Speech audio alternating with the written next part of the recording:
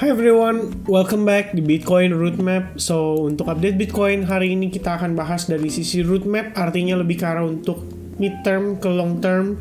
Jadi buat teman-teman yang investor, istilahnya mungkin lebih cocok ya untuk pembahasan pada hari ini. Tapi nanti mungkin malam atau pagian lah ya, kita akan coba untuk update lagi, atau mungkin besok kali, karena ngelihat market Bitcoin di hari weekend itu biasanya nggak terlalu banyak perubahan dan justru price actionnya nggak terlalu reliable, dan pada akhirnya Senin pagi harganya baru menentukan arah yang akan dipilih untuk pergerakan berikutnya. Karena mengingat biasanya pada saat opening candle weekly itu harga akan cenderung mencari lowest price dan juga highest price-nya dia. Nah, jadi yang kita bahas kali ini itu seputar roadmap ya. Ini kalau teman-teman lihat roadmap itu sebenarnya udah jadi ke part 15. Jadi yang akan kita diskusikan itu adalah dari time frame weekly terlebih dahulu. Jadi sebenarnya teman-teman kalau masih ingat beberapa waktu lalu saya sempat post sebuah video juga membahas tentang sebuah sinyal atau indikator yang bisa digunakan juga oleh teman-teman sekalian, yaitu MACD, di mana MACD pada time frame 2 minggu atau 2 pekan itu terlihat hendak melakukan crossing. Walaupun ini masih ada gap ya, masih ada jarak, berarti ini time frame 2 pekan, berarti kan pasti takes time banget dong. Mungkin 2 minggu sekali, itu berarti kayak satu candlenya itu 2 candle itu berarti dalam kurun waktu 1 bulan teman-teman. Jadi masih akan panjang, tapi kita tetap memperhatikan bahwa indikasi ini tuh bisa kita anggap sebagai sebuah indikasi yang cukup positif, karena terjadinya sekali lagi itu berada jauh sekali di bawah ya, di indeksnya itu di bawah sekitar 5.663 minusnya, dan ini pertama kalinya ya setidaknya dalam sejarah Bitcoin diperdagangkan. Kalau kita lihat dari 2011, kalian bisa lihat ya, ini indikatornya dari 2011 pernah terjadi bull cross sekali, kemudian terjadi bull cross ini tahun 2015 ya. Ini kalau misalnya saya kasih tanda once again, wait a second. Nah, lebih kurang di sini lah ya. Kita lihat di 2015 pada price actionnya seperti apa. Nih 2015. Jadi exact bottom ya, after harga menyentuh kisaran area Fibo 100% extension. Jadi kalau misalnya mau tahu teman-teman, cara tariknya itu adalah dari sini. Kalian tarik dari topnya highest ke bottom ya. Jadi penurunan pertama and then ke pullbacknya. Nah, kamu bisa dapat nih angkanya yang berpotensi untuk menjadi area support atau potensi bottom lah daripada si Bitcoinnya itu sendiri. Nah, ini saya ganti, nggak usah deh, saya pakai yang tadi aja. Nah, kira-kira begini ya teman-teman. Jadi after bull cross terjadi, look what happened. Harga sempat turun sekali lagi, but then boom, setelah itu kita masuk ke bull run. Oke, next one. Let's search again dari MACD-nya ya. Ini kita ngelihat belum ada bull cross, and then kita dapat bear cross, and then we saw a bull cross itu terjadi kembali pada kisaran 15 April 2019. Ini berarti sekitarannya sebenarnya 2017, berarti ada juga ya di sini. Bukan. Oke, 2019 ya. Jadi 4 tahun setelahnya berselang, kita lihat apa yang terjadi pada price action. Oke, harga kembali menyentuh kisaran Fibo 100% ya, extension dari pullback di sini. Oke, jadi di highest-nya di sini.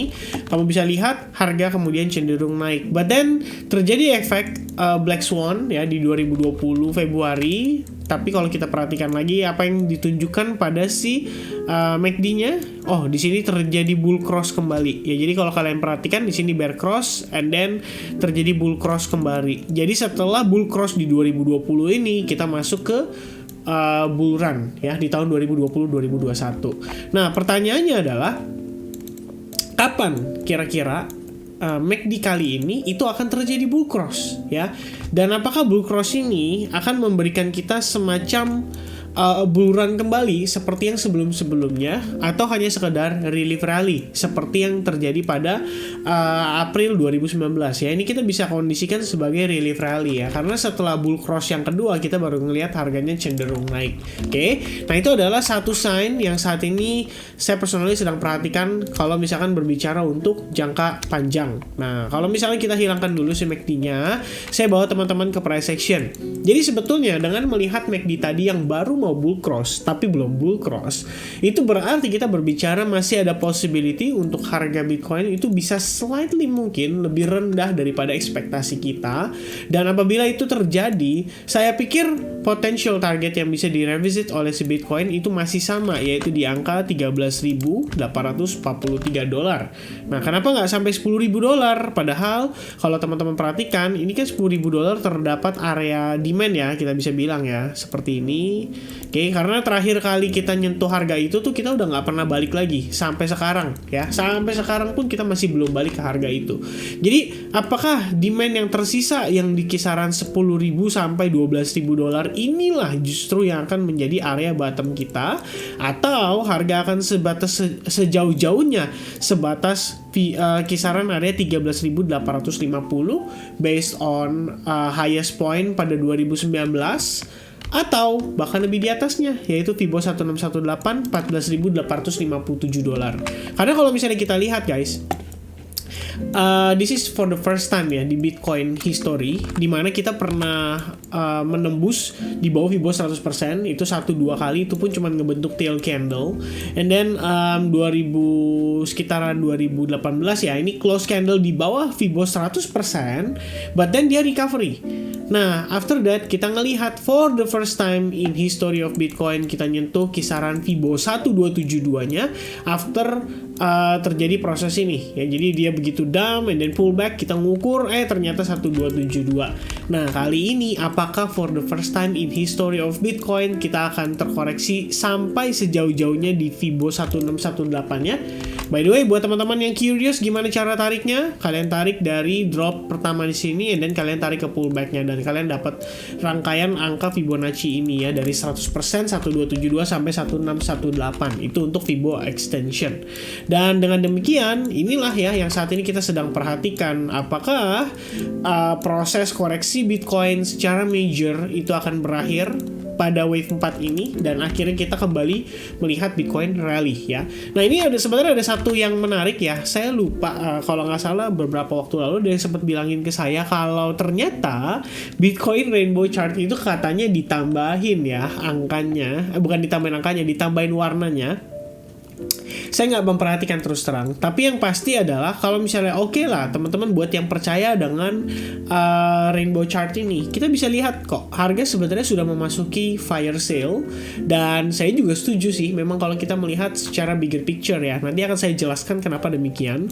Tapi yang pasti seperti yang teman-teman lihat, sejarah Bitcoin baru setelah halving dia terjadi yang namanya bull run. Jadi memang kalau misalkan buat teman-teman investor 2022, 2023, 2024 bahkan itu masih adalah waktu kita untuk melakukan yang namanya akumulasi ya. Jadi masih panjang banget. Make sure kalian punya strategi atau punya planning yang jelas bagaimana dalam melakukan proses akumulasinya, dan pada akhirnya kita tunggu sampai halving di 2024. Nah, untuk halving berikutnya itu berdasarkan perkiraan ya sementara dari Google. Google ya tuh ya. Nggak, ini kalau misalkan setahu saya halving itu kan setelah blok kesekian itu berhasil di solve ya. Dan itu perkiraannya kalau misalkan miners masih aktif, itu perkiraannya mungkin di kisaran Mei 2024. Nah, jadi kalau misalnya teman-teman lihat di chart yang ini, kita udah pernah bahas juga ya. Ini adalah history line. Ketika Bitcoin halving itu biasanya baru terjadi bull run sampai new ATH. ATH itu artinya all time high atau angka tertinggi sepanjang diperdagangkan. Oke, 2012 bull run, kemudian 2016 halving, baru bull run. Ya 4 tahun kemudian 2016, 2020 kita masuk ke bulan Mei, itu halving, boom, bull run sampai tertingginya di $65.000. Maka nextnya itu perkiraan adalah di 2024, dan itu 4 tahun juga berselang setelah 2020 ya guys. Oleh karena itu kita sekarang sudah memasuki proses bear market, sudah pasti. Tinggal pertanyaannya winter, di manakah winter ya. Ini kalau kita lihat so far pergerakan Bitcoin dari top ke bottomnya itu udah turun sekitar 77%. Dan kalau misalkan mengacu berdasarkan history, sekali lagi berdasarkan history, pullback pertama, bear market yang pertama itu 93%, the next one itu 86%, more or less ya, sekitar 87% lah ya. Kemudian the next one itu di tahun 2017 kita lihat bear market itu mencapai 84% ya, dari top to bottomnya. Dan saat ini ya kalau saya bisa bilang sih mungkin minimal kita 80% terkoreksi, dan 80% terkoreksi itu berarti angkanya precisely di $13.340. Jadi memang kalau misalkan berdasarkan rainbow chart pun ini belum bottom ya, masih ada sedikit lagi menuju ke bottomnya, tapi memang nggak sampai angka $10.000. Makanya saya tadi sampaikan $10.000, $12.000 ini memang merupakan area strong demand-nya dia, dan setahu saya itu ada CME gap di sekitaran 9.000-an buat orang yang percaya sama CME gap tentunya. Tapi kalau misalkan secara historical data, kemudian secara ya mungkin kita gabungkan dengan informasi yang kita dapat dari rainbow chart, well maybe 13.400 lah bottomnya ya. Jadi ini sementara kita bukan mencoba untuk menebak ya, tapi kita di sini mencoba untuk memproyeksikan. Ya memang sih secara nggak langsung mencoba untuk menebak, tapi based on past data. Jadi setidaknya kita berbicara di sini punya data lah di balik apa yang kita coba paparkan ke teman-teman sekalian. Dan memang kalau misalkan progresnya, which is saya sudah pernah update kan juga ke teman-teman dari daily time frame, kalian bisa lihat prosesnya ya di sini, wave 1, 2, kemudian berproses lagi di dalamnya ya. Kemudian di sini ekspektasi kita adalah wave 5 yang sedang berlangsung untuk proses saat ini, which means wave 1, wave 2, and then wave 3. Sekarang mungkin lagi fokus cari wave 4. Makanya waktu lalu saya sudah bilang ya, even Bitcoin kita expect naik ke 18.500 itu udah bagus banget. Jadi saya ketika bilang bullish karena inverse head and shoulders yang kemarin kita udah bahas beberapa waktu lalu, itu bukan ekspektasi untuk dia totally bullish, atau bahkan ngetes ke $20.000 itu kayaknya udah sulit teman-teman ya. Jadi tembok tebal di 18.500 ini juga merupakan proyeksi wave 4 kita atas penurunan terakhirnya. Jadi kalau misalnya kalian lihat di sini, kalian gunakan Fibonacci retracement ya, kalian tarik Fibo 38,2% itu di $17.950 dan berpotensi untuk menjadi tahanan atas daripada pergerakan kita saat ini, dimana kalau kalian perhatikan ini merupakan area support yang sangat tebal yang pada akhirnya berhasil ditembus akibat sentimen yang diciptakan oleh FTX. Dan dengan posisi saat ini menurut saya masih possibility-nya masih lumayan besar kalau kita bisa ke reject kembali. Dan let's say if we got another rejection, dan possibility-nya berikutnya adalah wave 5 kita, which is ini untuk wave C-nya ya, wave C yang finishing di bigger time frame which is weekly. Jadi untuk wave C itu sebenarnya prosesnya 5 wave, 1, 2, 3, 4, dan 5. That's it. Boom. Kelar wave C, and then kita dapetin bottom. Harga kemudian cenderung hanya tersideways saja untuk mungkin waktu yang lama karena ternyata merupakan proses akumulasi. And then memasuki 2024 perlahan-lahan kita melihat market recovery, and then to the moon. Ekspektasi seperti itu, tapi kita belum tahu ya apa yang akan terjadi di depan kita. There's so much things yang berubah semenjak kita updatekan mungkin ini beberapa bulan lalu, dan ya nanti kalau misalnya kita buka lagi ini beberapa bulan ke depan, bahkan setahun ke depan ya, wah ini pasti udah banyak lagi perubahannya dari segi fundamental, sentimen, sampai ke keadaan ekonomi seperti Amerika. Itu juga adalah faktor yang juga mempengaruhi pergerakan secara keseluruhan. Jadi tentu saja kita nggak bisa terlalu banyak berasumsi dan menebak di manakah potential bottomnya. Yang kita bisa lakukan adalah track the progress and then make your plan works ya. At least kalau kalian punya plan untuk melakukan investment terhadap Bitcoin, do it just accordingly as your plan. Bener gak tuh bahasa Inggrisnya? Ya pokoknya lakukanlah seperti yang kalian sudah planningkan ya. Jangan melenceng dari planning itu dan pada akhirnya kalian terjebak dengan situasi di mana kalian tidak tahu apa yang harus kalian lakukan untuk meminimalisir resiko ataupun untuk memperkecil peluang kalian terkena kerugian yang luar biasa signifikan. Oke? Jadi itu sementara untuk update-nya. By the way, kalau misalnya kalian mau tahu dari mana saya dapat angka 1272 ini, let me show you. Ini sama prinsipnya dengan menggunakan Fibo extension. Jadi yang kita tarik itu adalah dari wave 1, kemudian kita tarik ke wave 4-nya. Nah, kalau kalian curious kenapa saya lakukan itu, kalian bisa cek Elliott Wave Theory cheat sheet ya. Jadi untuk ngelihat angka-angka probabilitasnya untuk wave 4. Sorry, nggak kelihatan ya di sini. Oke, wait a second. Kita cari dulu ya teman-teman, ternyata nggak kelihatan gambarnya. Oke.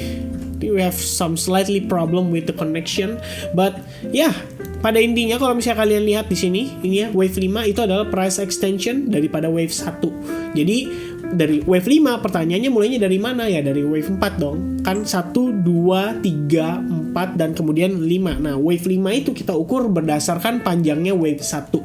Jadi extension yang kita tarik itu adalah dari wave 1, kemudian kalian tarik ke pullbacknya di wave 4 karena kita mulai wave 5 itu dari wave 4 seperti ini ya. Dan ternyata angka yang ditemukan berdasarkan Fibonacci yang saya tarik ini, extensionnya itu ada Fibo 1272, Fibo 100 dan 1618 ya, seperti ini. Kalian bisa lihat dari 1272 sampai 1618. Nah, angka 1272 sendiri itu merupakan probabilitas ya yang paling terakhir. Jadi 100 sampai 161,8% itu probabilitasnya 15%.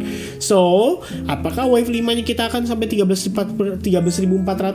Mungkin, atau jangan-jangan sudah bottom ya di kisaran Fibo 100%-nya, which is di 15.379. Mungkin juga. Alright. Nah, untuk saat ini yang sudah saya sampaikan lebih kurangnya seperti itu terkait dengan proyeksi untuk Bitcoin. Kita cari potensi bottomnya bersama-sama dan hopefully nggak lama lagi kita bisa ngeliat Bitcoin bottom. Oke? I think that's it everybody. Thank you so much yang udah menonton dan sudah menyaksikan. Semoga kalian suka dengan informasi yang saya deliver melalui Bitcoin Roadmap, dan sampai ketemu lagi di update berikutnya. Cheers guys. Jangan lupa untuk give me your likes button, and I'll see you guys again in the next update. Bye guys.